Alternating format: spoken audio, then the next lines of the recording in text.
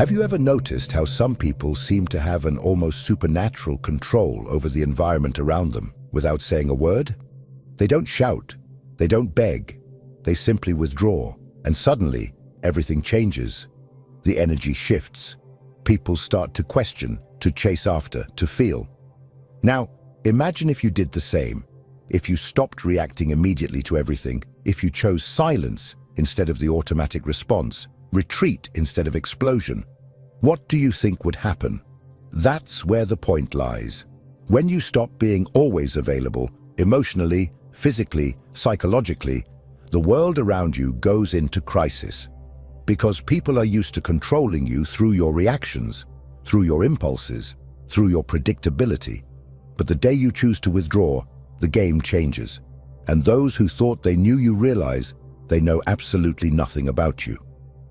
Carl Jung said, "Everything that irritates us about others can lead us to a better understanding of ourselves." Now think about this. When you become inaccessible, who really gets desperate? Who gets irritated? Who tries to provoke you just to elicit some emotion back? This reveals more about the other than about you. And it mainly reveals how much you are still being manipulated without realizing it. You keep giving yourself to please, to maintain peace, to not lose people who deep down were never really with you. And with every forced yes, every immediate response, every emotional reaction, you give away a piece of your energy. And at the end of the day, what's left? Tiredness, frustration, an emptiness you can't explain, but I'll tell you why. Because you are too available for those who don't deserve even a minute of your silence. This video is not about turning your back on the world. It's about choosing yourself. It's about learning what Jung called individuation, the process of becoming whole, authentic, complete. And this process begins when you understand that silence can be stronger than 1,000 arguments. That withdrawal, when it comes from awareness and not from escape, is an act of power. So I ask you now, looking into your eyes, how long will you continue to be controlled by the emotions of others? How long will you react like a puppet every time someone pokes your wound? Maybe it's time to cut those strings, to withdraw, to become a mystery, because when you stop being available, everything changes. You have been taught to always be present, to respond quickly, to please, to say yes even when you wanted to say no. Since childhood, you have been conditioned to believe that your worth lies in how available you are to others. But here's a truth that perhaps no one has told you with this clarity. This excessive availability is not a virtue. It is a prison. And as long as you continue to think that you need to be accessible all the time, emotionally or otherwise, you will be manipulated, drained, and forgotten as soon as you are no longer useful. Do you know why? Because being always available makes you seem predictable. And everything that is predictable becomes a tool. People start to use you as an emotional emergency button. They press it when they want attention, relief, validation, and then put you back on the shelf. But you don't realize this because you are trapped in an illusion that being present for everyone will make someone be present for you. But it doesn't work that way. Carl Jung spoke about the persona, this mask we wear to be accepted, loved, recognized, and it is exactly this mask that keeps you overly available. You say, "It's okay," when you are suffocating.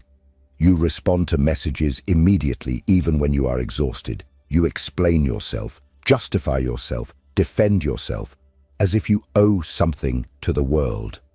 But the truth is that the more you place yourself at the center of others' stage, the more you disappear from your own. Being available all the time is a subtle form of self-abandonment. It is a disguised way of seeking approval, avoiding rejection, trying to control the image others have of you. But this control comes at a price, and the price is your peace. It is your vital energy being distributed as if it were infinite, when in fact it is limited, very limited. People who want you available all the time, in fact, do not want you. They want what you provide: validation, company, distraction. emotional comfort. But when you change, when you set a boundary, when you refuse to react, those same people get irritated, accuse you, say you are weird. It's not because you changed, it's because you stopped being functional for them. And here's the cruelest point. The more available you are, the less value others give you. Because what is too abundant becomes emotional rag. No one respects what they don't have to earn. No one values what is always there. So now, stop and think. Who truly deserves your time? Who deserves your attention, your presence, your listening? Or better yet, who deserves your absence? But before answering that, we need to understand one essential thing. Why do we react so much? Why do we give in so easily? What is behind this almost automatic desire to respond, justify, and please? The answer lies in what Carl Jung called psychic energy. And that is what we will talk about in the next part. Because your energy is all you have, and if you don't learn to protect it, someone will use it against you. If this content is making sense to you, click the subscribe button and subscribe to the channel. Thank you for your support. Carl Jung did not see the human psyche as an automatic machine that reacts to stimuli without consequences. For him, our mind is like an energy system, and every thought, emotion, and action consumes a part of that energy. The question is, are you choosing where your energy goes, or are you letting the world decide for you? Every time you react impulsively, you are wasting psychic energy.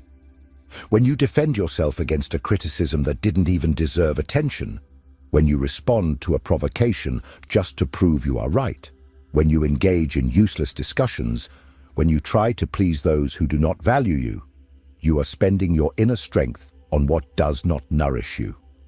And Jung was clear. That which you resist persists. The more you react, the more you bind yourself. People who live emotionally drained are not weak. They are misdirected. And do you know what happens to someone who lives exhausted? They become vulnerable. And when you are vulnerable, you become easy prey. Manipulative, opportunistic, and emotionally needy people can sense this. They notice that you do not know how to guard your energy, that you react to everything, that you're always trying to solve the world, and they take advantage of it.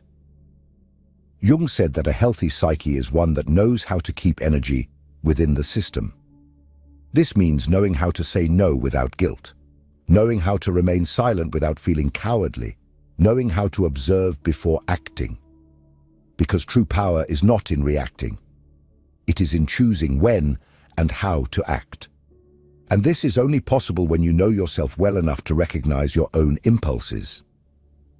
How many times have you lost sleep over an unresolved conversation? How many times have you spent hours ruminating on what you should have said, or trying to understand why someone treated you poorly? This is energy being drained without return.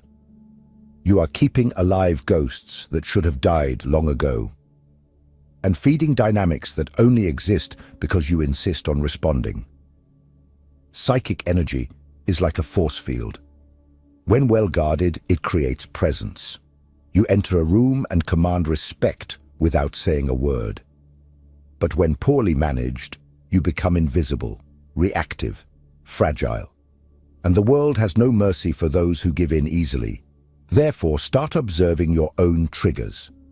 What makes you react automatically? What makes you lose your center?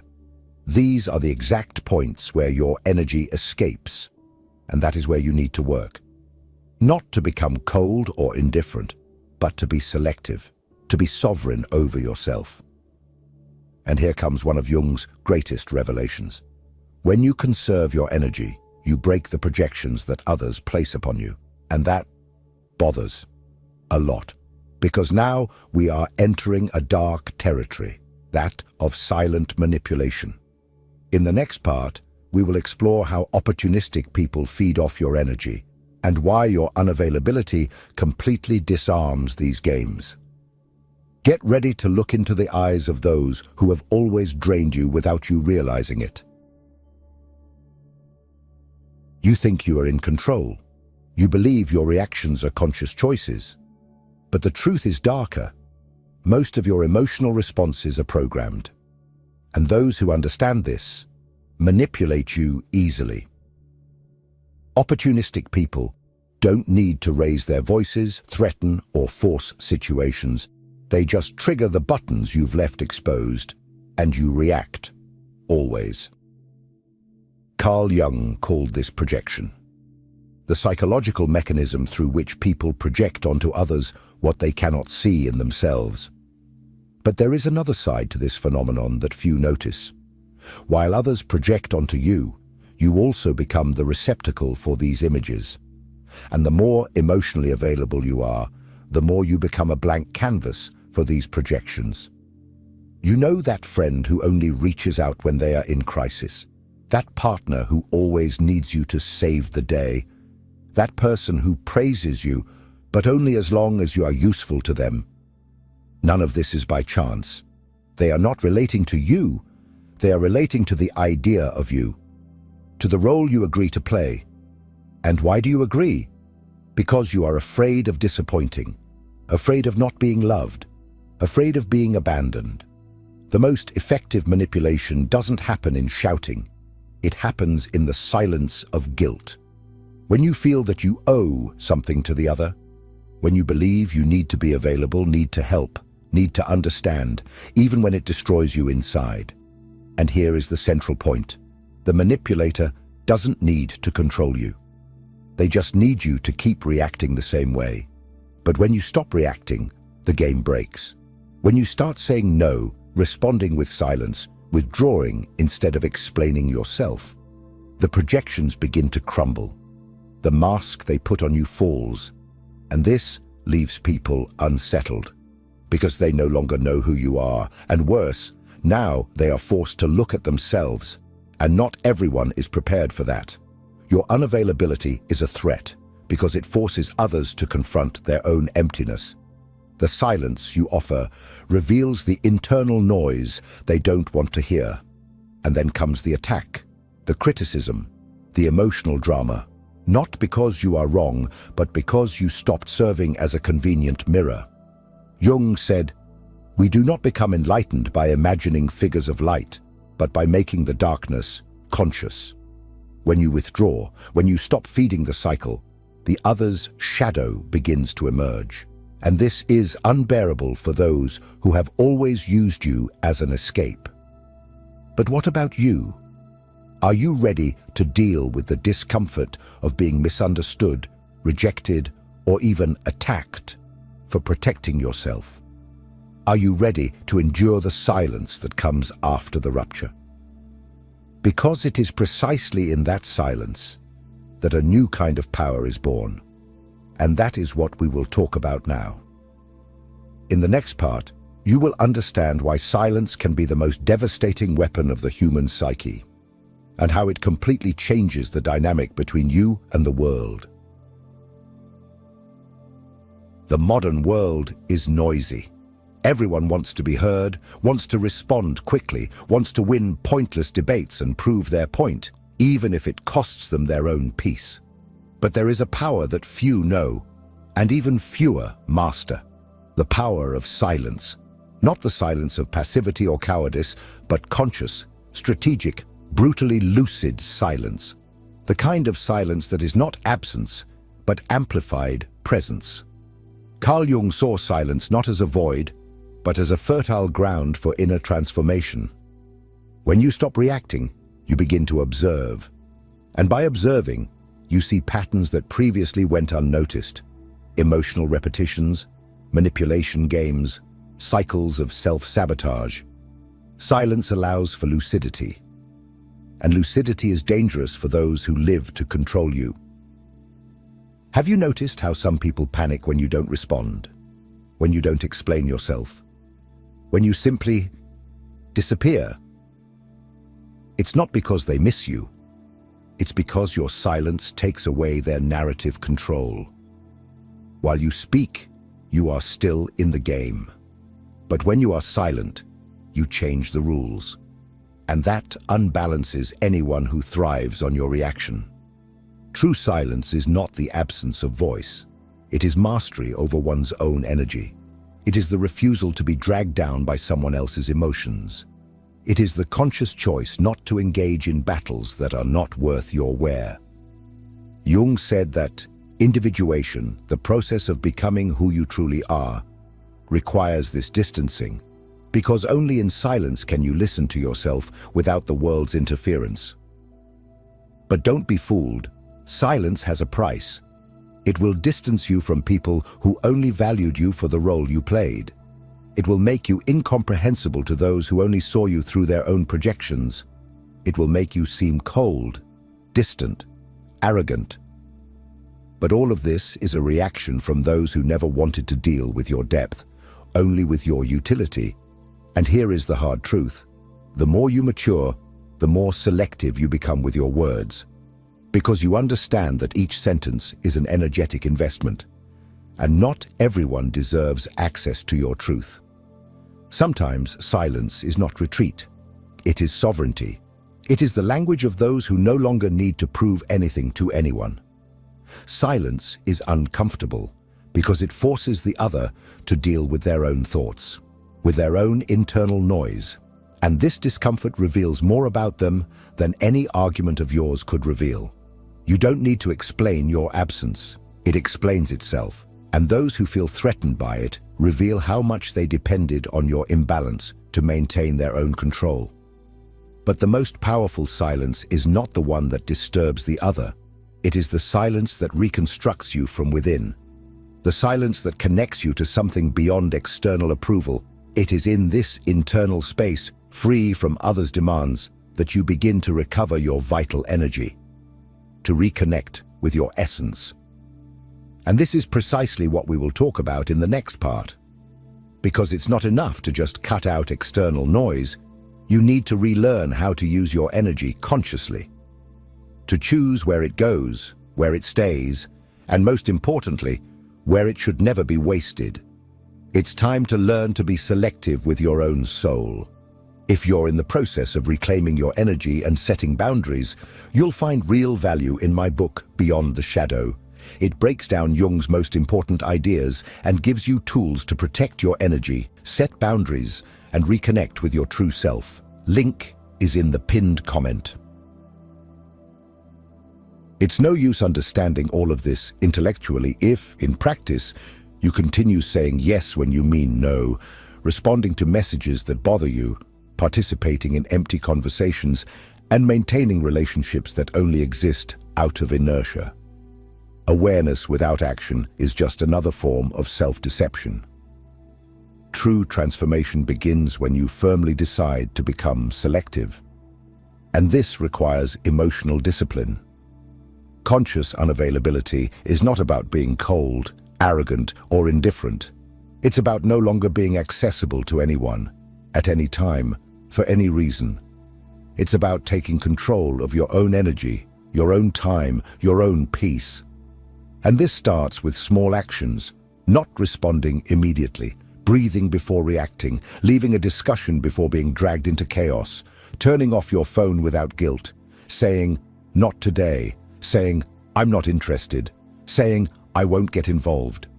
But here's the most important part. You don't need to justify your absence. You don't need to explain your silence. You owe nothing to anyone but yourself. And this, for many people, is unforgivable. Because when you refuse to explain yourself, you take away the other person's power to keep you within an emotional narrative where you are always the helpful, understanding, accessible one. Carl Jung understood that every process of individuation goes through isolation. But not a depressive isolation, a sacred isolation, a time of inner retreat where you relearn to listen to your own voice without the world's interference, where you rebuild your identity not based on the gaze of others, but from your own center. Want to know a good thermometer for your evolution? Observe who starts to distance themselves from you when you become more reserved. Observe who tries to provoke you when you stop reacting. Observe who accuses you of having changed when you finally start to protect yourself. These are not signs that you are wrong. They are proof that you have begun to free yourself. Being unavailable is uncomfortable at first. You will feel guilty. You will think you are being selfish. You will hear that you are being too harsh. But this is part of the deconstruction process. You have spent your life being conditioned to put yourself second. It's natural that change causes discomfort, not only in you, but in everyone who benefited from your old version. Conscious unavailability is the foundation of self-determination.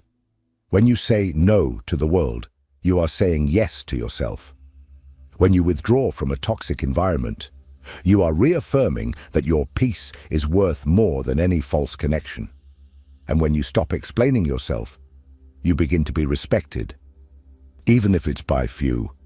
But not everyone is ready for this type of presence, because your emotional absence will expose wounds they do not want to face. It will reveal how much they depended on your emotional chaos to feel in control. And it is at this moment that the rupture comes. And with the rupture comes the pain, the loneliness, the estrangement, the feeling that you are losing something, when in fact you are just freeing yourself. But what happens after that? What comes after the distancing? What is born from the silence? In the last part, we will talk about this, about the rebirth that only happens when you have the courage to be misunderstood, to be alone, and to become whole on your own. It's time to understand why the loneliness of the strong is the path to true freedom. When you stop being available to everyone, something profound begins to happen. First comes the silence, an uncomfortable silence that seems to scream inside you. You wonder if you did the right thing, if you are being too harsh, if you are losing people who liked you. But gradually, this silence transforms. It begins to cleanse, to calm, to heal. And then comes solitude, but not the solitude of absence. It is the solitude of total presence, your own. The solitude of the strong. The solitude of one who no longer betrays themselves to keep others close. And in that space, where there was once confusion, clarity enters. Where there was once anxiety, peace enters. Where there was once neediness, a new kind of strength enters. The strength of being whole within yourself.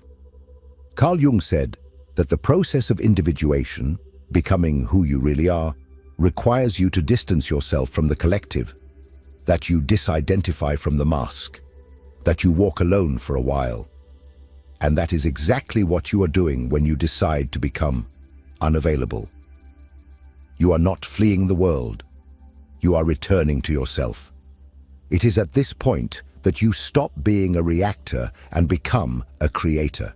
You cease to be shaped by circumstances and begin to shape your reality from within. The people who feel uncomfortable with your absence, they reveal that they never wanted you. They wanted the role you played. And now that you no longer fit, they don't know what to do with you. And that is liberating. You will lose people, but you will find yourself. You will distance yourself from places, but you will reconnect with your essence. You will become misunderstood, but finally, you will begin to be respected. Because when you are no longer available for anything, you become valuable, rare, unforgettable. And don't be fooled, this is a rebirth, a new beginning, the start of a life where you are no longer available for emotional crumbs, for mind games, for voids disguised as affection. Now you only accept what resonates with your peace, with your truth, with your wholeness. And if you have made it this far, it's because a part of you is already ready for this new path. A part of you has already understood that being loved means nothing if, for that, you have to abandon yourself. And that true self-love begins when you choose yourself, even if it costs you to be alone for a while. Now tell me in the comments, are you ready to be misunderstood, rejected, or even hated in the name of your inner freedom? Are you willing to pay the price of being you? If this message touched you, if it made sense, write in the comments, I choose my peace. Let's see how many here are ready for this transition. And don't forget, keep watching the next video. It's important, Much more than you imagine. See you there.